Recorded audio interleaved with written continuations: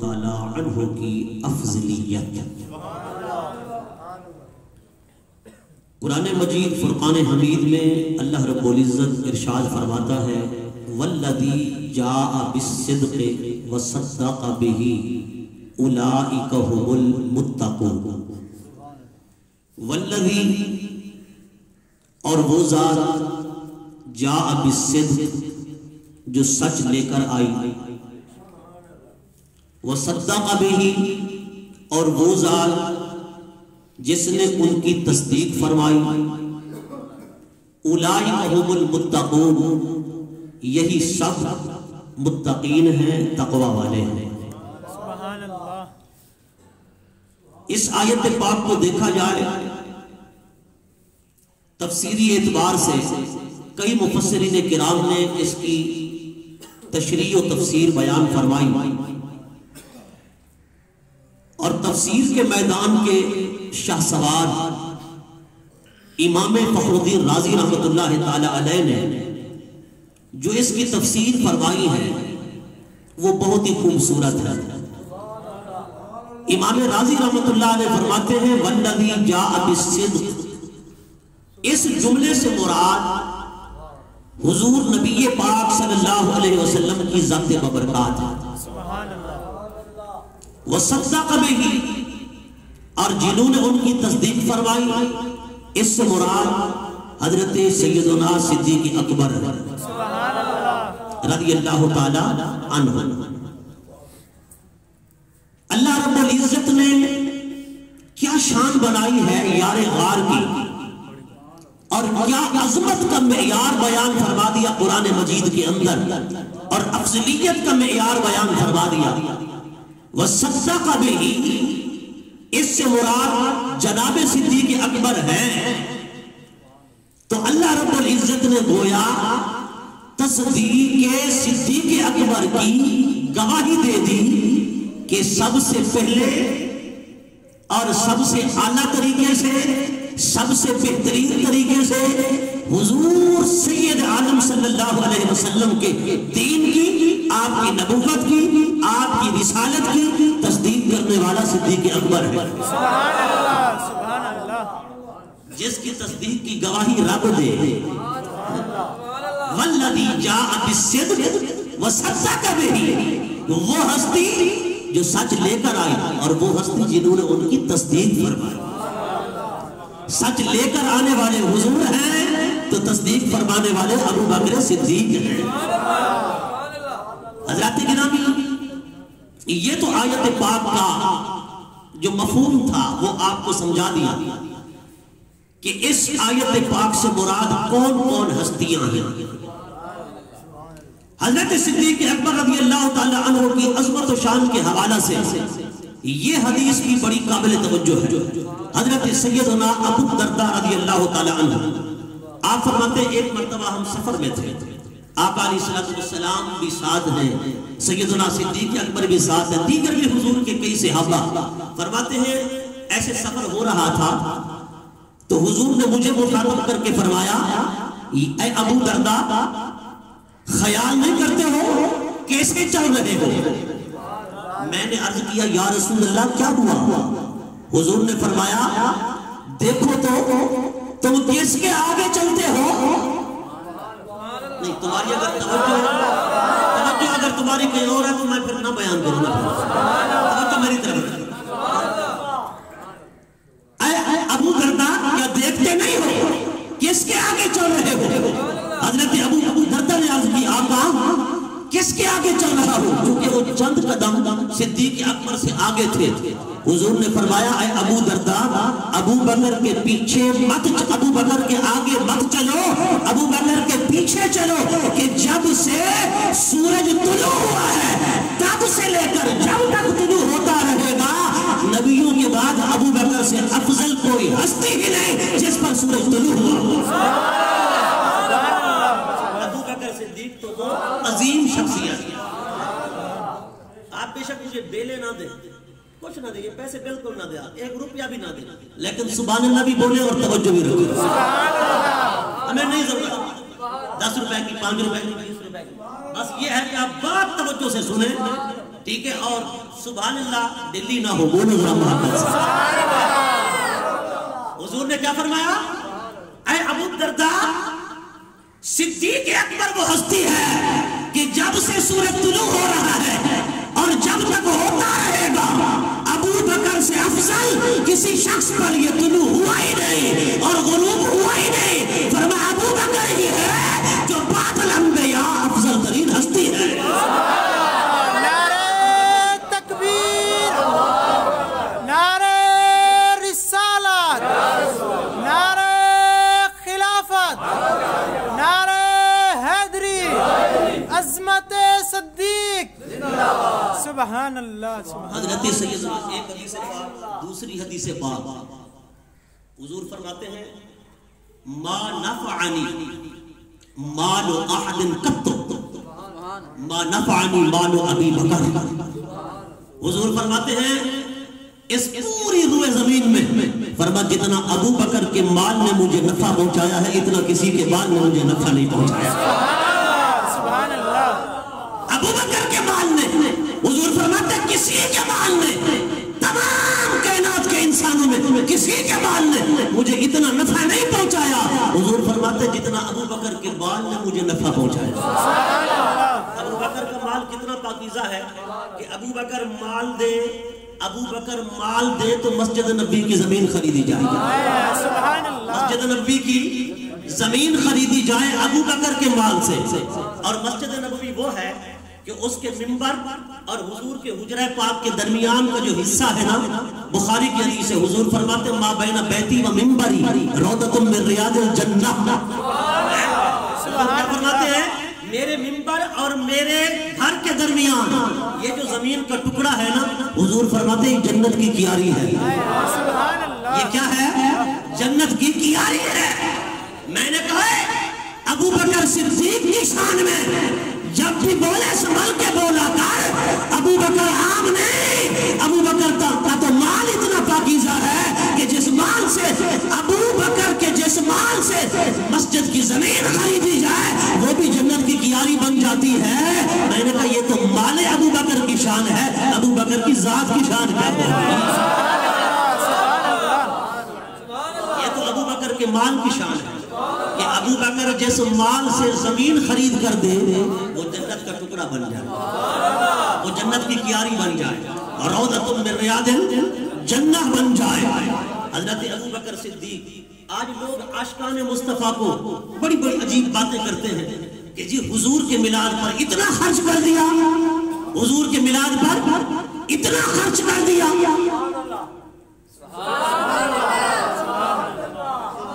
آپ کرتے تو نہیں ہے، بولے تو صحیح نا۔ جو کرتے ہیں وہ بولتے اونچا ہے، جو کرتے نہیں وہ بولتے وہ نظام بولتے۔ آج میلاد کرنے والوں کو کہا جاتا ہے کہ حضور پر اتنا خرچ کر دیا، اور میں نے کہا جتنا ابو بکر نے خرچ کیا ہے اتنا تو کوئی خرچ کر ہی نہیں سکتا۔ ابو بکر نے کیا خرچ کیا کہ حضور خود فرماتے ہیں ہر کسی کے احسان اتار کر جا رہا ہوں، اور صدیق اکبر کے احسان یہاں نہیں وہاں اتارنے ہیں، صدیق اکبر کے احسانات وہاں اتارنے ہیں۔ میں نے کہا جتنا ابو بکر کے مال نے حضور کو نفع دیا، کسی کے مال نے نفع نہیں دیا تو پھر ماننا پڑے گا ہم کیا خرچ کرتے ہیں۔ ابو بکر نے تو سب کچھ خرچ کر دیا، اور وہ بھی حضور پہ خرچ کر دیا، وہ بھی حضور پہ خرچ کر دیا۔ پتہ چلا حضور پہ خرچ کرنا یہ عام بات نہیں، اس کو شرک یا بدعت کا فتویٰ نہ دیا جائے۔ حضور پہ خرچ کرنا سنت صدیق اکبر ہے، سنت صدیق اکبر ہے۔ حضرات گرامی، ایک مرتبہ حضور نے حضرت حسان کو بلایا، فرمایا اے حسان، کبھی صدیق اکبر کی منقبت لکھی ہے؟ حضرت حسان تو وہ ہے نا جو حضور کی تعریف کرتے ہیں، سامنے منبر پہ کھڑے ہوتے، سرکار کی شان میں نعت پڑھتے، حضور کی تعریف کرتے، حضور کا حسن و جمال بیان کرتے، تو حضور کے دعا کے ہاتھ اٹھ جاتے، مولا حسان میری تعریف کر رہا ہے، حسان میرا حسن و جمال بیان کر رہا ہے، حسان میرے اوصاف کا تذکرہ کر رہا ہے، حسان میرے اخلاق کو بیان کر رہا ہے، مولا میں مصطفیٰ دعا کرتا ہوں زباں حسان کی ہو کلام جبرائیل کا۔ زبان پر جبرائیل کا کلام جاری کرتے ہیں. میں نے کہا حضور کی تعریف کیا کر, حضور کی تعریف سنا کر. حضور کی تعریف کرے گا کبھی زبان خراب نہیں ہوگی, حضور کی تعریف سنے گا کبھی کان خراب نہیں ہوں گے. حضور کی تعریف سنے گا اور سن کر خوش ہوگا تو دماغ خراب نہیں ہوگا. سبحان اللہ. جو حضور کی تعریف سن کر خوش نہیں ہوتے نا, پھر دماغ خراب ہو جاتا ہے, مالا کھولے ہو جاتا ہے نا. حضور کی تعریف سن کر بندہ خوش ہو جائے, بندہ خوش ہو جائے, سینے میں ٹھنڈ پڑ جائے تو پھر کیا ہوتا ہے؟ دماغ خراب نہیں ہوتا بلکہ دماغ میں چستی آ جاتی ہے, دماغ میں چستی آ جاتی ہے. حضرت حسان کو حضور نے فرمایا, حسان ابو بکر کی کبھی منقبت لکھی ہے؟ حضرت صدیق اکبر کی منقبت کے متعلق حضور پوچھ رہے ہیں. کون پوچھ رہے ہیں؟ حضور پوچھ رہے ہیں. تو حضرت حسان نے عرض کی, یا رسول اللہ نہیں. حضور نے فرمایا, حسان میرے ابو بکر کی منقبت لکھو. میرے ابو بکر کی منقبت لکھو. حضرت حسان نے منقبت لکھی. جب منقبت لکھی نا, لکھ لی, تو حضور نے فرمایا لکھ لی. عرض کیجیے حضور لکھ لی. فرمایا پھر سناؤ. سبحان اللہ. پھر سناؤ. آج لکھنے والا حضرت حسان ہے, ابو بکر کی منقبت سنانے والا بھی حسان ہے, سننے والے خود حضور ہیں, سننے والے خود حضور ہیں. میں نے کہا نعت خوانو, صرف نعت خوانی کا یہ نصاب نہ پیش کیا کرو کہ پہلے اللہ کی حمد کریں گے, پھر حضور کی نعت پڑھیں گے, پھر جو ہے مولا علی کی شان میں قصیدہ پڑھیں گے اور ہماری چھٹی, ہماری اجازت. میں نے کہا نعت کی ترتیب وہ رکھو جو حضور نے رکھی ہے, وہ ترتیب رکھو جو حضور نے رکھی ہے. حضور نے کیا ترتیب رکھی ہے؟ حضور نے فرمایا, اے حسان میرے ابو بکر کی منقبت بھی پڑھا کرو, میرے ابو بکر کی شان بھی پڑھا کرو. میں نے کہا مولا علی کی شان بیان ہو, ہمارے سینے میں ٹھنڈ پڑ جاتی ہے. خدا کی قسم ہمارا سینہ چوڑا ہو جاتا ہے, کیونکہ ہم سنی تو ہے نا, علی علی بھی ہم کرتے ہیں, اور جیسا علی علی ہم کرتے ہیں کوئی کر ہی نہیں سکتا, کوئی یہ علی علی کر ہی نہیں سکتا.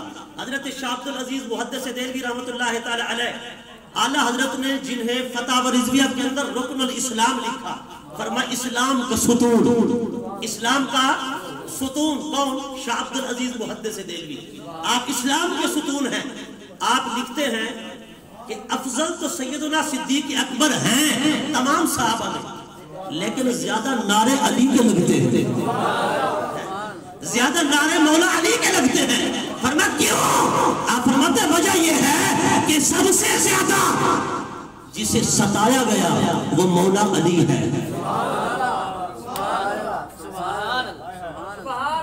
چلو جو ماننے والا بیٹھا وہ بولے, جو نہیں ماننے والا میرا. سب سے زیادہ مولا کائنات کو ستایا گیا ہے.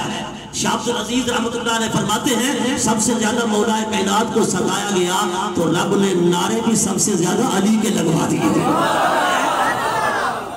افضل صدیق اکبر ہیں. جیسے ہم کہتے ہیں اولیاء میں افضل کون ہے؟ حضرت شیخ عبد القادر جیلانی محبوب سبحانی رضی اللہ تعالی عنہ. افضل سیدنا صدیق اکبر کو ماننے سے کسی صحابی کی توہین نہیں ہوتی. یہ بھی دماغ سے بات نکال دینا. اگر کوئی کہے کہ سیدنا صدیق اکبر کو افضل مانیں گے تو پھر فلاں صحابی کی توہین ہو جائے گی, فلاں صحابی کی توہین ہو جائے گی. کسی کی توہین نہیں ہوتی. افضل حضرت شیخ عبد القادر جیلانی کو مانا جائے, کیا کسی ولی کی توہین ہوتی ہے؟ ہوتی ہے کسی ولی کی توہین؟ نہیں ہوتی. سارے نبیوں سے افضل کون ہے؟ ہمارے حضور. حضور سرور کون مکان سارے نبیوں سے افضل.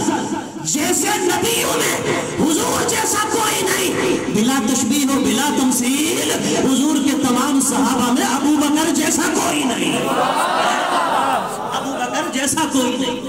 ابو بکر سب صحابہ سے افضل, سب صحابہ سے افضل ہے. حضرت مولا کائنات خود فرماتے ہیں کہ ہم کوشش کرتے کہ مولا کائنات علی المرتضیٰ فرماتے ہیں سارے صحابہ کی کوشش ہوتی کہ نیکی کے اندر حضرت صدیق اکبر سے بڑھ جائے, کبھی تو ان سے آگے نکل جائے. لیکن فرماتے ہیں ہم نے بڑا زور لگایا, پر باقی سابق نکلے تو ابو بکر سباق نکلے۔ سباق کا معنی کیا ہے؟ سباق معنی سب سے آگے جانے والا۔ فرماتے ہیں ہم صادق تھے نیکی کرنے میں، اچھے عمل کے کرنے میں، ہم ابو بکر سے بڑھنے کی کوشش کرتے تھے، لیکن فرماتے ہیں خدا کی قسم کبھی ابو بکر نے بڑھنے نہیں دیا۔ باقی سابقون تھے تو حضرت ابو بکر سباق تھے، سب سے زیادہ سبقت کر جانے والے۔ حضرت سیدنا صدیق اکبر کے ایمان کے کیا کہنے؟ ایک حدیث پاک میں حضور نے فرمایا لو وزنا ایمان ابی بکر، لو وزنا ایمان ابی بکر بے ایمان اہل الارض۔ حضور فرماتے ابو بکر صدیق کے ایمان کا اگر وزن کیا جائے کس کے ساتھ؟ بے ایمان اہل الارض۔ فرما آدم تا عیسیٰ حضور کی امت نبیوں کے بعد جتنے لوگ آئے سب کے ایمان کے ساتھ آپ کے ایمان کا وزن کیا جائے، حدیث پاک میں آتا ہے لرجعا، فرمایا سب کا ایمان نیچے ہو جائے گا، ابو بکر کا ایمان بڑھ جائے گا، ابو بکر کا ایمان بڑھ جائے گا۔ یہ ابو بکر صدیق، حضرت ابو بکر صدیق۔ ایک اور حدیث پاک جسے میر عبد الواحد بلگرامی رحمۃ اللہ تعالی علیہ نے لکھا اور اعلیٰ حضرت نے تو کمال کر دی، آپ نے فرمایا جو ابو بکر صدیق کو افضل نہ مانے وہ سنی ہی نہیں۔ ابو بکر صدیق کو جو افضل نہ مانے وہ سنی ہی نہیں، اس لیے کہ حضرت ابو بکر صدیق اپنی ذات کے اعتبار سے نہیں، فرمایا کہ خدمات کے اعتبار سے سب سے افضل ہے، خدمات کے اعتبار سے سب سے افضل ہے۔ حضرت سیدنا صدیق اکبر رضی اللہ تعالی عنہ حضور فرماتے ہیں ما فاق ابو بکر بکثرت الصلاۃ والصوم، حضور فرماتے ہیں میرا ابو بکر جو سب سے افضل ہے، سب سے فوقیت لے گیا ہے، سب سے بڑھ گیا ہے، فرماتے ہیں کثرت نماز کی وجہ سے نہیں اور کثرت روزہ کی وجہ سے نہیں، اس وجہ سے نہیں کہ نمازیں زیادہ، حضور نفل کی طرف اشارہ فرما رہے ہیں کہ ابو بکر نفل نماز زیادہ پڑھتے ہیں، نفل روزہ زیادہ رکھتے ہوں، فرمان نہیں، یہ وجہ نہیں، حضور فرماتے ہیں حدیث پاک ہے، کیا فرماتے ہیں ما فاق ابو بکر بکثرت الصلاۃ والصوم، ابو بکر کثرت نماز اور کثرت روزہ کی وجہ سے فضیلت نہیں رکھتے، فرمایا ولیکن بسر وقر فی قلبہ، فرمایا بلکہ ابو بکر اس وجہ سے فضیلت رکھتے ہیں کہ ایک راز ہے جو رب نے ابو بکر کے دل میں رکھ دیا ہے، کے دل میں رکھ دیا ہے، اس راز کی وجہ سے ابو بکر سب سے افضل ہے۔ وہ راز کیا ہے؟ شارحین حدیث سے ہاتھ جوڑ کر پوچھا آپ بتاؤ، وہ جو حضور نے راز فرمایا کہ ایک راز ہے جو ابو بکر کے دل میں رکھ دیا، کسی اور کے دل میں نہیں، اسی راز کی وجہ سے ابو بکر افضل ہے۔ فرماتے ہیں وہ راز یہ ہے حب نبیکم، فرما لوگوں جتنا حضور کا پیار ابو بکر کے دل میں ہے کسی دل میں ہے ہی نہیں، کسی دل میں ہے ہی نہیں، فرما ابو بکر کے دل میں سب سے زیادہ حضور کا پیار ہے۔ تو اسی سے سمجھ جانا چاہیے عمل کی وجہ سے بندہ آگے نہیں نکلتا، محبت مصطفیٰ کی وجہ سے آگے بڑھنا، یہ فضیلتیں ملتی ہے، یہ شانیں ملتی ہے، یہ مقام ملتا ہے تو حضور کی محبت سے ملتا ہے، کثرت نماز اور کثرت روزہ سے نہیں۔ میں یہ نہیں کہہ رہا کہ عمل نہ کرو، عمل کرو، جیسے ایک گلاب کی بوٹی ہوتی ہے اس کے اوپر پھول لگتا ہے، خوبصورت لگتا ہے نا، بزرگ فرماتے بندہ اگر حضور کا امتی ہو اور عمل اچھے کرے تو اس گلاب کے پھول کی طرح ہو جاتا ہے، گلاب کے پھول کی طرح خوشبودار ہو جاتا ہے، لیکن اگر آگے بڑھنا ہے تو پھر حضور کی محبت فضیلت میں، مرتبے میں، شان میں، مقام میں، رتبے میں، فرمایا کہ اگر یہ چیز چاہتے ہو کہ مقام و مرتبہ اونچا مل جائے پھر حضور سے محبت کرو، حضور سے محبت۔ ابو بکر صدیق کے دل میں یہی راز تھا محبت مصطفیٰ کا کہ صدیق اکبر سب صحابہ سے افضل قرار پائے، صدیق اکبر سب صحابہ سے بازی لے گئے۔ حضرت صدیق اکبر اگر عمل پر معیار ہوتا، بندہ عمل کرے لیکن عمل میں تکبر نہ کرے، وہ ایک تھا نا جس نے عمل کو دیکھا، پھر عمل پہ اترایا، عمل پہ فخر کیا، عمل پہ انحصار کیا، عمل پہ بھروسہ کر لیا، رب کائنات نے فرمایا نکل، گیٹ آؤٹ، جنت میں بیٹھا تھا نا، رب نے فرمایا نکل، دفع ہو جا، فاخرج منہا، رب نے نکال دیا، اور میں نے کہا جنت میں بیٹھا تھا، رب نے نکال دیا، جو جنت میں گیا ہی نہیں پہلے بے ادب ہو جائے۔ جنت میں بیٹھا تھا، رب کے یاروں کا بے ادب بنا، رب کے یاروں کا بے ادب بنا، رب کے پیاروں کا بے ادب بنا، رب نے جنت سے نکال دیا۔ میں نے کہا جو جنت میں گیا ہی نہیں اور عمل بھی اتنے نہیں جتنا اس کے تھے، اگر عمل کی وجہ سے جنت ملتی تو شیطان کبھی نہ نکالا جائے، اگر شیطان نکالا گیا تو عمل پہ اترانے کی وجہ سے، عمل پہ انحصار کرنے کی وجہ سے۔ اور ایک وہ بھی ہے جس کا ایک عمل بھی نہیں لیکن پھر بھی جنت میں جائے گا۔ ایک وہ تھا عملوں کے انبار تھے، جنت سے نکال دیا وہ شیطان، اور ایک وہ ہے عمل کچھ بھی نہیں پھر بھی جنت میں جائے گا۔ وہ کون ہے؟ وہ اصحاب کہف کا کتا ہے، پر کیسے جا رہا ہے؟ وہ عمل کی وجہ سے نہیں، اللہ کے پیاروں کا بادب ہو گیا تو جا رہا ہے۔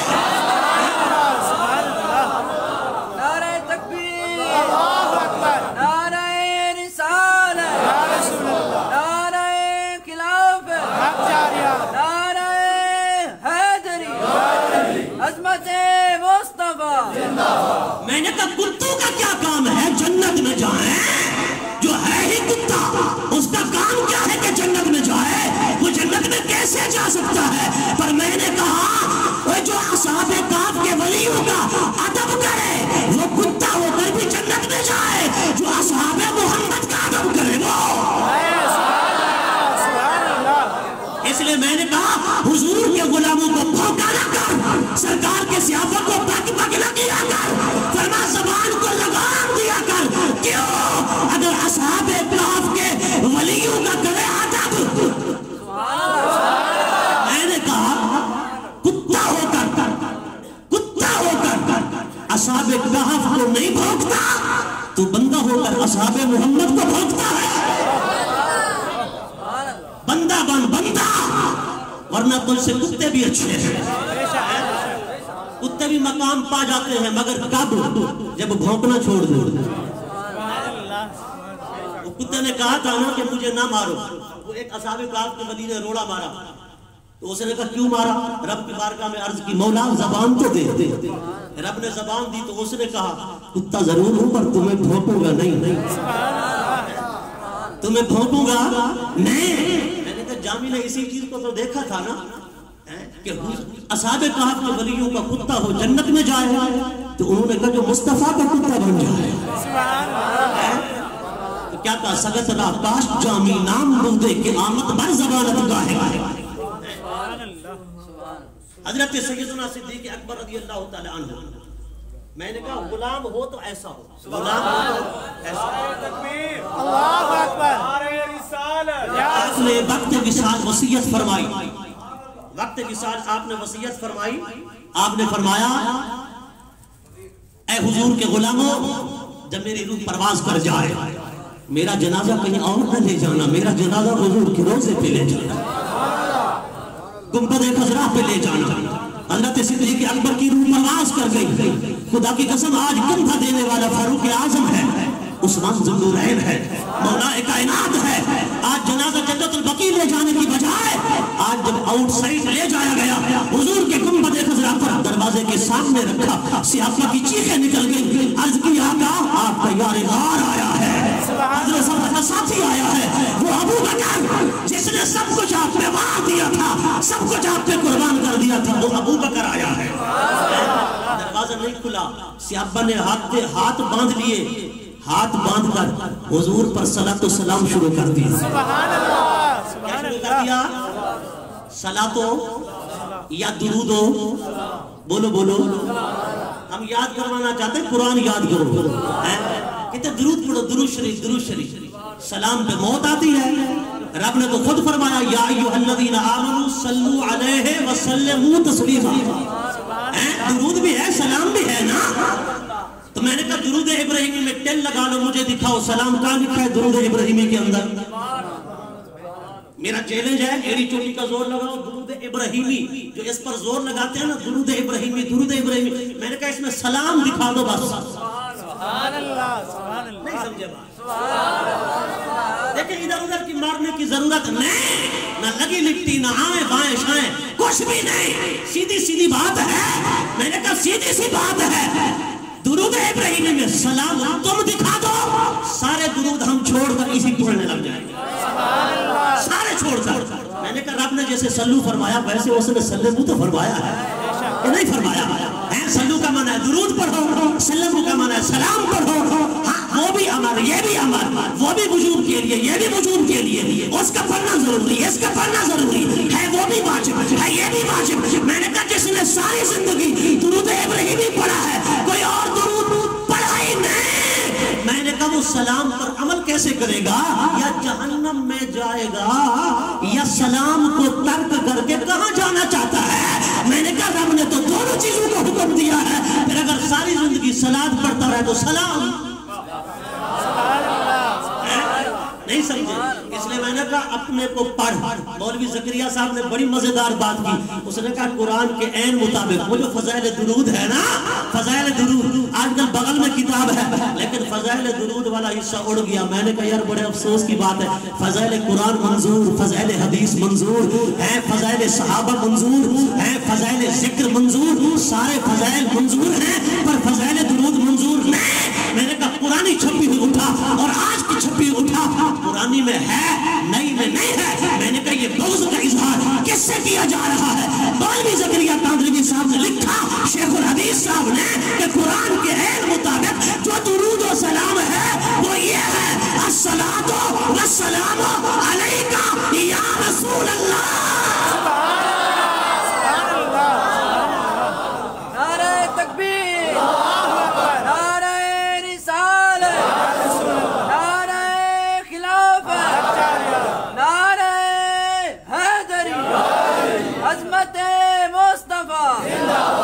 اپنی اداؤں پہ ہی ذرا غور کریں، ہم عرض کریں گے تو شکایت ہوگی۔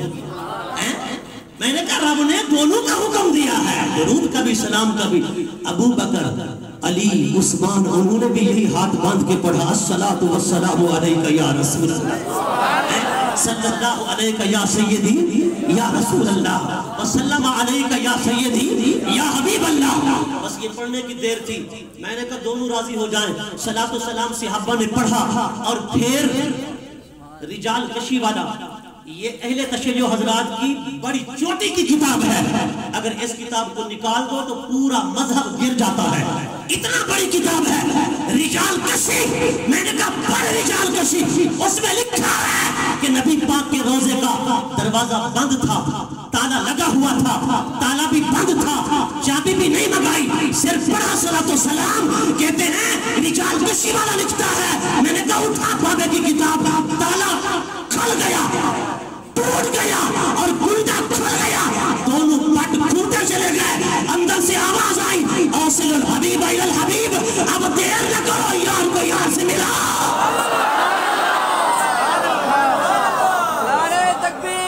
اب یار کو لے آؤ، فرمایا اب دیر نہ کرو۔ حضرت فاروق اعظم کی چیخ نکل گئی، مولا علی رو رہا ہے، عثمان ذو النورین سے اپنی کتابیں نکل گئی۔ میں نے کہا تو کہتا ہے مر گئے اور بدبختہ، میں نے کہا نبی نے تو مرا ہے تو قیامت تک کوئی تیرا نام نہیں لے گا،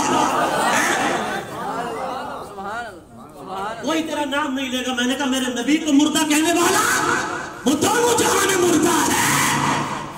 غیرت ایمانی پیدا کرو، نبی کو کرے بک بک، ہم پڑھے جنازے۔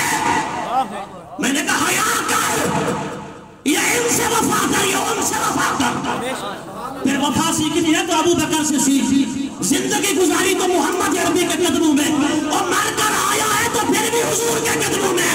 ابو بکر نے بتا دیا اور غلام بننا ہے تو میرے جیسا بن ہے، جیے تو محمد کے در پر، مرے تو محبوب کے در پر۔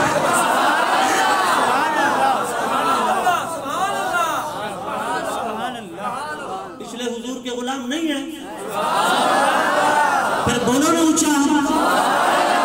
اگر کسی اور سے وفا کرنی ہے تو نہ بولو, وفا کرنی ہے اگر حضور سے تو پھر بولو. حضور سے وفا کرنی ہے تو پھر بولو. ابو بکر نے تو بتا دیا غلام بننا ہے تو میرے جیسا بن, جیے تو حضور کے در پر, مر کے آئے تو حضور کے در پر. حضرات گرامی, وقت چونکہ کم